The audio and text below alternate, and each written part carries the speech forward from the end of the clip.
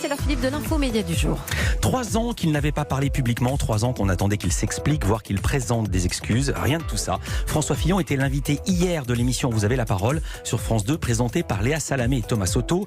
La dernière fois qu'il avait parlé à la télévision, c'était le 23 mars 2017 dans l'émission politique, toujours sur France 2, présentée à l'époque par David Pujadas. François Fillon était alors candidat des Républicains à la présidentielle. Aujourd'hui, le contexte est tout autre, c'est rien de le dire. L'ancien Premier ministre est notamment accusé de détournement de fonds publics. Il va comparaître dans 3 semaines devant le tribunal correctionnel de Paris. Alors pour parler de l'émission et de sa prestation et du fonds média de cette émission sur France 2, je suis ravi de recevoir Jenny Calimi. Bonjour. Bonjour. Vous êtes rédactrice en chef adjointe au service politique du Parisien aujourd'hui en France, et je précise que vous connaissez encore mieux le sujet que ces sujets-là que vous connaissez très très bien habituellement, la politique, puisque vous allez faire paraître un livre mi-février sur le sujet Trocadéro, le jour où la droite s'est sabordée. C'est aux éditions, ce sera aux éditions de l'Archipel. Le Trocadéro, c'était la grande manif de la dernière chance de François Fillon. Absolument. Avec tous les drapeaux bleu en rouge. À côté de vous, Véronique Reiss-Soult, bonjour. Bonjour. Vous êtes président de Dentsu Consulting et grande spécialiste des réseaux sociaux. Vous nous direz tout à l'heure si l'effet produit voulu par François Fillon s'est avéré. Il y a eu beaucoup d'attentes autour de cette prise de parole de François Fillon. Vous-même, vous en attendiez quoi, Jenny Calimi ? Écoutez Philippe, j'en attendais une surprise sur l'homme François Fillon, ou alors une surprise sur l'homme politique Fillon, ou alors une surprise sur le justiciable Monsieur François Fillon. Je n'ai pas eu de grosse surprise. Même question, Véronique Reiss-Soult, qu'attendiez-vous de cette émission ? On va dire que l'opinion et les internautes, ils attendaient des révélations. Ils attendaient potentiellement une forme de mea culpa. Ouais. Bon, on va dire qu'ils sont un peu déçus. On est bredouille. Quelle était sa stratégie ? Première question, pourquoi a-t-il préféré s'exprimer à la télévision alors qu'il est resté silencieux pendant 3 ans, plutôt que devant les juges, ou plutôt de parler à la télé avant de parler devant les juges ? Moi, je pense, Philippe, qu'il y a une raison essentielle, c'est que François Fillon voulait réapparaître pour la dernière fois, et je pense que ça a été le cas, comme un homme politique, voire un homme d'État qu'il a été et qui reste toujours dans son esprit, et peut-être également dans l'esprit d'une certaine partie de la population, de ses électeurs ou pas, d'ailleurs. Donc pour lui, avant de passer devant les juges et de ne faire qu'alimenter, je pense, il ne faut jamais dire jamais, surtout pas en politique, mais alimenter la chronique judiciaire, pour lui c'était un dernier jet, si je puis dire, une dernière manifestation de l'homme politique qu'il est encore aujourd'hui, encore une fois, de l'homme d'État. Et dernier point qu'on développera peut-être tout à l'heure, une façon aussi de s'appuyer sur le public, s'appuyer sur l'opinion publique, qu'elle soit pour ou contre, en tout cas que ce soit une curiosité ou un soutien, parce que je pense qu'aujourd'hui c'est bien tout ce qui reste aujourd'hui à François Fillon comme point positif dans sa vie politique et personnelle. Enchaînement tout trouvé avec Véronique Reiss-Soult, présidente de Dentsu Consulting, grande spécialiste, je l'ai dit, des réseaux sociaux. Est-ce que le public l'a suivi ? Est-ce que vous avez vu sur Twitter et sur les réseaux sociaux, est-ce que le public l'a suivi en ce sens-là ? Est-ce qu'il a adhéré à ses arguments ? Adhérer, non, parce que... oui et non. C'est-à-dire qu'il n'y a évidemment pas une seule opinion homogène. Il y a eu à peu près 34 000 messages depuis l'émission entre 20h et ce matin 8h. C'est beaucoup, c'est peu ? C'est pas énorme. C'est pas énorme, surtout si on compare alors sur le format Vous avez la parole par rapport à l'émission politique. Il y a toujours moins de messages sur Vous avez la parole. On a peut-être le temps de se poser la question pourquoi, mais c'est un autre sujet. Mais c'est pas énorme, d'autant qu'il a eu plutôt un succès important en audience. Donc il y a un décalage entre les deux. Et en fait, je l'explique par le fait qu'il n'y avait pas grand-chose à dire. Si vous regardez les messages, ils sont rangés en plusieurs catégories. Il y a globalement beaucoup de messages sur le questionnement de pourquoi est-il à la télévision aujourd'hui, pourquoi les journalistes, pourquoi la France Télévisions, la télévision publique. Après, il y a beaucoup de sujets autour de Pénélope qui va se présenter à Solesmes. Elle va se dans un municipal, pour les municipales, dans leur village. Voilà. Et puis après, globalement, vous avez une communauté assez active qui sont les soutiens, qui ont dit combien elle était formidable. Mais il n'y avait pas grand-chose en soi. Et quand vous regardez les messages pendant une émission de ce type-là, d'habitude, vous avez des sujets qui émergent, des pics, des sujets qui durent tout en trame de fond. Là, la seule chose que les gens ont vraiment retenue, c'est qu'ils ne reviendraient pas en politique. Le reste, il y a des petites explications, il y a des commentaires, beaucoup de sarcasme évidemment, beaucoup de plaisanteries, mais en fait, il n'y avait pas grand-chose à dire, donc j'explique le fait qu'il n'y ait pas eu autant de messages que ça, parce que, dans le fond, de quoi parler d'autres, au-delà de ceux qui voulaient absolument le soutenir. Il y a eu un lapsus savoureux, on va vous le faire entendre tout à l'heure, mais d'abord, François Fillon l'a répété, il ne compte pas revenir en politique, il ne compte pas s'excuser. Il a répondu à la question que je vous ai posée, pourquoi il est venu parler à la télévision ? C'est pour défendre Pénélope, son épouse. Enfin, il y a une dernière raison pour laquelle j'ai souhaité m'exprimer aujourd'hui, et ce sera la seule expression publique que j'aurai. C'est pour défendre l'honneur de ma femme et de ma famille. Mon épouse a été... son honneur a été déchiqueté dans cette affaire. Et quand je pense à ce qui s'est passé et à ce qu'on a écrit sur elle, je pense à cette phrase de Victor Hugo, les méchants accourus pour déchirer ta vie, l'ont prise entre leurs dents, et les hommes alors, avec envie, se sont penchés pour voir dedans. C'est une phrase qui résume assez bien ce que nous avons ensemble vécu et qui m'amène ce soir à vouloir essayer de rétablir quelques vérités. François Fillon qui cite Victor Hugo, vous qui le connaissez bien, Jannick Halimi, comment vous l'avez trouvé? À l'aise, pas à l'aise? Je l'ai trouvé égal à lui-même. Alors, on peut se perdre en conjecture sur la sensibilité profonde de Monsieur Fillon. Il en a comme tout le monde, mais ce qui ressort surtout, et c'est ça qui nous intéresse encore une fois en tant qu'homme public, qu'il reste encore aujourd'hui, c'est qu'il a une détermination.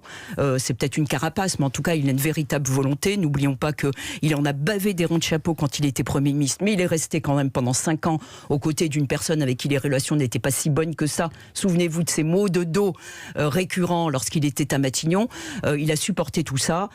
François Fillon a montré encore une fois qu'il était très dur avec lui-même et très déterminé dans la vie qu'il veut être la sienne. J'aime bien la manière que vous avez de dire une personne. Cette personne, c'était Nicolas Sarkozy. Vous prenez autant de précautions oratoires que François Fillon, vous restez avec nous.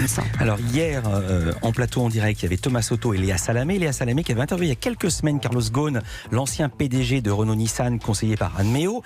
Et c'est elle qui avait organisé la conférence de presse de Ghosn à Beyrouth. Or, Anne Méo conseille également François Fillon. Est-ce qu'il y a un lien entre ces deux coups médiatiques à votre connaissance? Quelle interview était calée avant l'autre? Est-ce qu'on sait, on ne sait pas, ou tout ça reste très secret? Je pense que ça reste très secret. Maintenant, François Fillon a dû quand même, vu qu'il connaissait la date de son procès, anticiper bien avant ce qui aurait pu arriver à... Mais je voulais dire le choix de Léa Salamé. Il aurait pu aller sur une autre chaîne. N'importe quelle chaîne aurait accueilli François Fillon à bras ouverts. Écoutez, après on peut le critiquer. Je sais que Yannick Jadot, qui était chez vous auparavant, critiquait le fait que le service public cherche soit un hôte d'accueil pour une émission malgré tout, enfin politique, avec des relents et peut-être des conséquences politiques.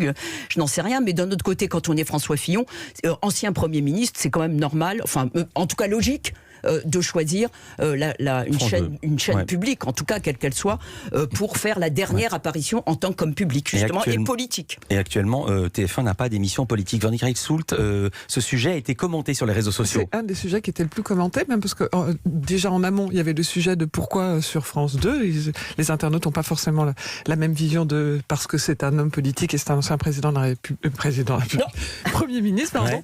Ouais. Et l'autre chose, c'est que le sujet de Léa Salamé et de Monsieur Ghosn a été beaucoup commenté, énormément, les uns les autres, disant mais après Ghosn, c'est Fillon, pourquoi finalement c'est quoi cette espèce de fascination de Léa Salamé pour les hommes politiques ou les hommes en vue, enfin on va dire les leaders d'opinion et les dirigeants qui sont mis en examen.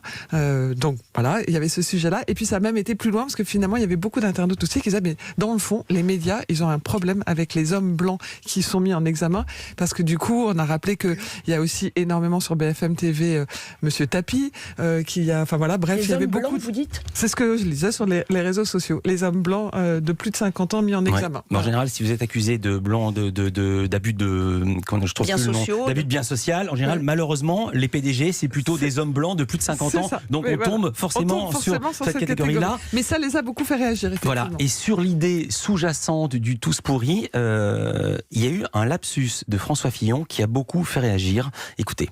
Comment est-ce qu'on peut imaginer qu'un collaborateur d'un député, d'un membre du Parlement n'est pas en même temps un collaborateur politique qui contribue d'une certaine façon au financement, au fonctionnement de son parti. C'est un lapsus. Confondre financement et fonctionnement.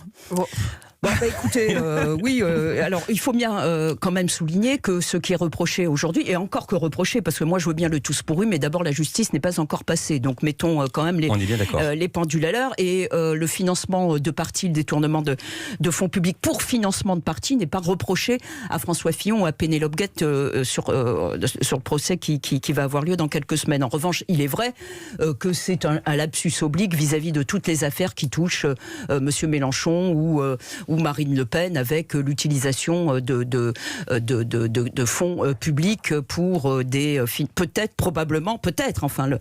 des financements de partis plutôt que pour l'exercice de leurs tâches comme collaborateurs de députés ou d'eurodéputés. En tout cas, hier soir, François Fillon a eu beaucoup de mal à répondre aux questions très précises. Il a passé son temps à dire « je suis pas là pour parler de ce sujet, je suis pas là pour parler de moi-même ». À un moment donné, on le lance sur le cabinet noir. Il avait promis qu'il allait donner les noms du cabinet noir qui aurait été ourdi par François Hollande à l'Élysée. Au moment où on lui pose la question, il dit quelque chose du genre c'est le moment de parler de l'état du pays. Oui. c'est quand même... Quand je vous disais tout à l'heure qu'on attendait des surprises qu'il n'y en avait pas eu, effectivement, ça faisait partie, le cabinet noir, d'un début de défense de lui-même au moment de la campagne. Peut-être 3 ans après, pouvait-on, entre guillemets, espérer, ou en tout cas attendre des précisions. Il n'en a donné aucune. Il fallait mieux, effectivement, qu'il passe sur un autre registre que celui qui était le sien et qui était passablement léger dans ce domaine-là. À son crédit, il a quand même reconnu une erreur, une seule, celle-ci. Qui imagine un seul instant le général de Gaulle mis en examen ? Cette phrase-là, vous la regrettez ? Bien sûr. Je vais vous dire pourquoi je la regrette, parce que justement pendant ces 40 années, j'ai quasiment toujours évité d'attaquer les personnes. Et j'ai toujours essayé de placer le débat sur le terrain des idées. Et là, dans l'enthousiasme ou la force du meeting, j'ai dérogé à cette règle et je le regrette. Vous avez attaqué qui, là ? Vous avez attaqué Nicolas Sarkozy ? J'ai attaqué tous ceux qui auraient pu être candidats en étant mis en examen. Véronique Reissoud, ça vous fait sourire. Ça me fait sourire, oui. C'est surtout qu'en fait, cette phrase, c'est peut-être la seule qui a réuni l'ensemble des internautes et des gens qui ont commenté hier. C'est le seul moment où tout le monde était d'accord pour dire que cette phrase n'avait pas de sens, apprécier le fait qu'il reconnaissait ses erreurs et finalement terminer sur une note positive et d'unicité. Très rapidement, vous faites la moue, Annie Calvi. Oui, non, très vite. Alors, les internautes, je ne sais pas ce qu'ils en pensent. Si, ça avait plein de sens. Ça visait Nicolas Sarkozy, bien sûr, qui était mis en examen. Et puis aussi, d'ailleurs, Alain Juppé, qui était l'autre candidat à la primaire, qui lui avait été condamné. Ça, c'est une chose. Deuxième chose, il faut bien voir que c'est extrêmement important ce que dit François Fillon, parce que, encore une fois, Léa Salamé a raison, c'est l'ombre de Nicolas Sarkozy qui plane, mais c'est effectivement l'ombre de Nicolas Sarkozy qui plane sur Fillon pendant la campagne, après la campagne, et encore aujourd'hui sur la droite, dans l'état dispersé et très fragilisé dans lequel elle se trouve, en partie en raison du Pénélope Quête et donc de François Fillon. Trocadéro, le jour où la droite s'est sabordée, c'est votre livre à venir, Jannick Halimi, aux éditions de l'Archipel. Je rappelle que vous êtes rédactrice en chef adjointe au service politique du Parisien. Merci d'avoir été avec nous en direct sur Europe. Et merci également à Véronique Reissoud, présidente de Dentsu Consulting. On verra sur les réseaux sociaux comment cette émission a été appréciée. Merci à vous.